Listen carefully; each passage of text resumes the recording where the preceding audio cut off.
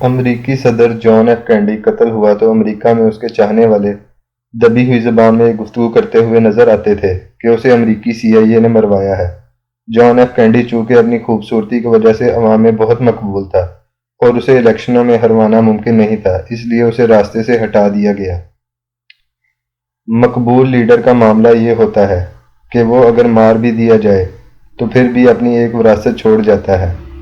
Kennedy کی اس وراثت سے سی آئی اے اس قدر خوفزدہ تھی کہ اس کے خاندان کے ہر نمایاں فرد کو قتل کیا گیا، بلکہ اس کا واحد بیٹا جو 22 نومبر 1963 کو اس کے قتل کے وقت صرف 3 سال کا تھا اور جس کی باپ کے تابوت کے ساتھ شائع ہونے والی تصویر نے پورے امریکہ کو رلا دیا تھا، اسے صرف 29 سال کی عمر میں ایک طیارے کے حادثے میں ہلاک کر دیا گیا۔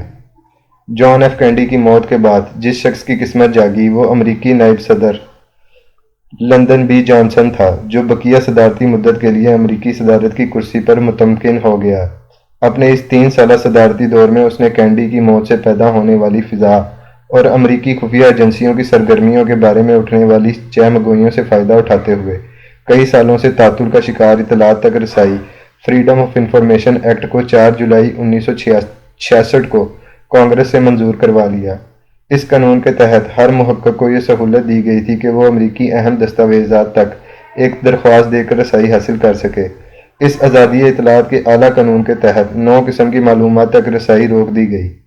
ایسی معلومات جو قومی سلامتی کے دائرے میں آتی ہوں، قانون نافذ کرنے والے اداروں کی تحقیقات، اہم افراد کے طبی ریکارڈ، ان کے بینکوں کے بارے میں معلومات، وہ کاروباری راز جو حکومتی رجسٹریشن کے لیے ضروری ہوتے ہیں، کسی حکومتی ادارے کے داخلی ضوابط اور یادداشتیں، تیل اور گیس کے ذخائر کی معلومات، ایسی تمام معلومات جن کے بارے میں حکومت پابندی لگا دے، یا پھر امریکی قومی مفاد کے تحت اہم دستاویزات۔ اس قانون کے منظور ہونے کے باوجود تحقیق کرنے والوں کی درخواستیں جمع ہوتی رہیں، مگر انہیں کسی قسم کی رسائی نہ دی گئی۔ رسائی کو ممکن بنانے کے لیے 1970 میں ایک اور بل لایا گیا، جس پر 4 سال بحث چلتی رہی کہ اسی دوران مشہور زمانہ واٹر گیٹ اسکینڈل آ گیا، جس میں صدر رچرڈ نکسن کی پارٹی کے لوگوں نے مخالف پارٹی کے ہیڈ کوارٹر سے معلومات چرائی تھیں۔ ایک ہنگامہ کھڑا ہوا اور رچرڈ نکسن کو استعفیٰ دینا پڑ گیا۔ یوں ایک اور نائب صدر جیرالڈ فورڈ کی قسمت جاگی اور وہ بقیہ مدت کے لیے صدر بن گیا۔ اس نے اپنی پارٹی کو آنے والی بدنامی سے بچانے کے لیے اس زیر بحث بل کو ویٹو کر دیا، لیکن کانگریس نے اس کے ویٹو کو مسترد کرتے ہوئے 19 فروری 1975 کو اس بل کو منظور تو کر لیا، مگر عمل درآمد ممکن نہ ہو سکا۔ جب امریکی صدر بل کلنٹن ان خفیہ ایجنسیوں کے ہاتھوں مونیکا لیونسکی والی سازش کا شکار ہوا تو اس دفعہ اس کی بیوی سمیت پوری پارٹی نے اس کا ساتھ دیا۔ غصے میں بفرے کانگریس کے ارکان نے 27 اکتوبر 1996 کو معلومات تک رسائی کا بل پاس کر دیا۔ ان گزشتہ 30 سالوں سے تحقیق کرنے والوں کی زیر التواء 50,000 درخواستیں کی سنی گئی۔ امریکی انتظامیہ نے 1 کروڑ دستاویز تک رسائی کے لیے 1985 میں قائم کردہ نیشنل سیکیورٹی آرکائیوز کو جارج واشنگٹن یونیورسٹی میں منتقل کر دیا تاکہ لوگ آسانی سے معلومات حاصل کر سکیں۔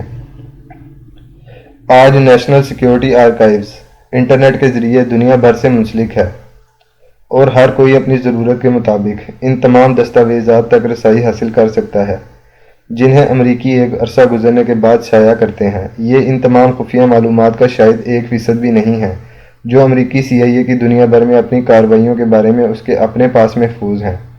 پھر بھی امریکہ کی دفتر خارجہ کی دستاویزات میں سے چند منتخب گفتگو اور وہ میمو جو انہوں نے دیگر ملکوں کے سفیروں کو تحریر کیے ہوئے ہیں وہ موجود ہیں۔ ان دستاویزات سے امریکی حکمرانوں کے مزاج، ان کی رعونت اور گفتگو کے دوران ان کی بد زبانیوں کا اندازہ ہو جاتا ہے۔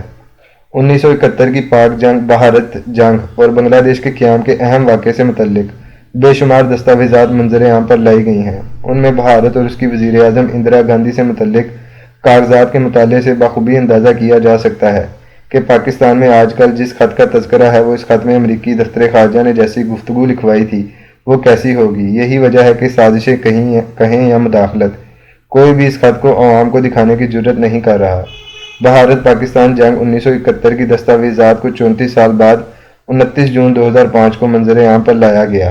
یہ دستاویزات کئی سو صفحات پر مشتمل ہیں۔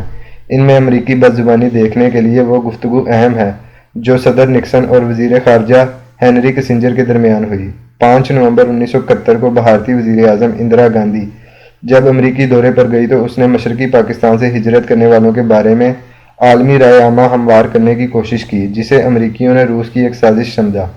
جب میٹنگ ختم ہوئی تو وہ اپنے ہوٹل روانہ ہوئی تو اس کے بعد نکسن اور کسنجر کے درمیان جو گفتگو ہوئی اسے بھی ایک میمو کے طور پر ریکارڈ کا حصہ بنایا گیا۔ کسنجر نے اپنے تاثرات میں صدر نکسن کو کہا، "Indians are bastards anyway. They are starting a war there. While Gandhi was a bitch, we got that what we wanted to. She will not be able to go home and say that the United States didn't give her a warm reception, and therefore in despair she is got to go to war."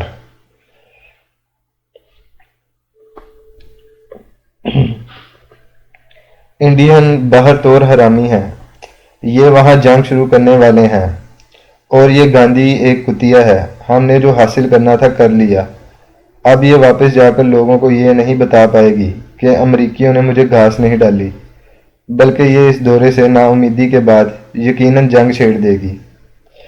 اس گفتگو کی بنیاد Kissinger کے پاس CIA کی وہ خفیہ report تھی جس کے مطابق بھارت پاکستان کو توڑنا چاہتا تھا اور ساتھ ہی پاکستانی فوج کو مکمل طور پر تباہ کرنا چاہتا تھا، جبکہ امریکی مغربی پاکستان کو بچانا اور فوج کو قائم رکھنا چاہتے تھے۔ اس لیے انہوں نے یحییٰ خان کو چند ماہ کی مہلت دی تھی۔ اس کا انکشاف پاکستانی سفیر آغا ہلالی ہنری کسنجر اور صدر کے مشیر ہیرالڈ سینڈرس کی 10 مئی 1971 کی گفتگو سے ہوتا ہے، جس کے بعد 3 جون 1971 کو کسنجر نے پاکستان میں اپنے سفیر کو فون کیا اور کہا، "President has felt that we should give President Yahya a few more months to see what he can work out." صدر محسوس کرتا ہے کہ ہمیں یحییٰ خان کو چند مہینے دینے چاہیے تاکہ پتہ چلے وہ کیا کچھ کر سکتا ہے۔ یحییٰ خان کو چند ماہ دے دیے گئے۔ بھارتیوں اور اندرا گاندھی کو گالیاں نکالی گئیں۔ مشرقی پاکستان کی علیحدگی کے بعد اندرا گاندھی کو دھمکی دے کر مغربی پاکستان پر حملہ رکوایا گیا اور پھر یحییٰ خان کو چند جونیئر افیسروں کے ذریعے رخصت کروانے کے بعد بھٹو کو امریکہ سے واپس روانہ کیا گیا تاکہ وہ اقتدار سنبھالے۔ یہ سب کچھ ان دستاویزات کے آتش فشاں میں موجود ہے۔ اس آتش فشاں کو دیکھنے کے بعد امریکی بدزبانی کا بھی اندازہ ہوتا ہے، حکمرانوں کو بدلنے کے انداز کا بھی۔ اس تناظر میں سوچئے کہ عمران خان جس خط کو لہراتا ہے وہ کیسا ہوگا۔